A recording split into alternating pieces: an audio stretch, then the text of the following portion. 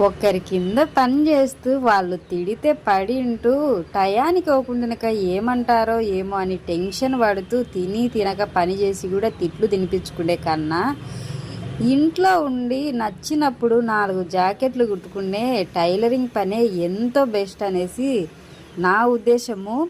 ఎవరన్నా నిన్ను మిషన్ కుట్టుకొని బ్రతుకుతున్నావా అన్నప్పుడు ఈ మాట అయితే చెప్పండి. టైలర్ పని చేసుకోవడం ఎంతో బెటరు అనేసి. ఇంట్లో పిల్లలను చూసుకోవచ్చు, ఇంట్లో పని కూడా చేసుకోవచ్చు, అట్నే ఒకరి చేత మాటలు పడకుండా దర్జాగా అనేది బతకొచ్చు. మనకు నచ్చిన టైంలోనే ఇది చేయొచ్చు.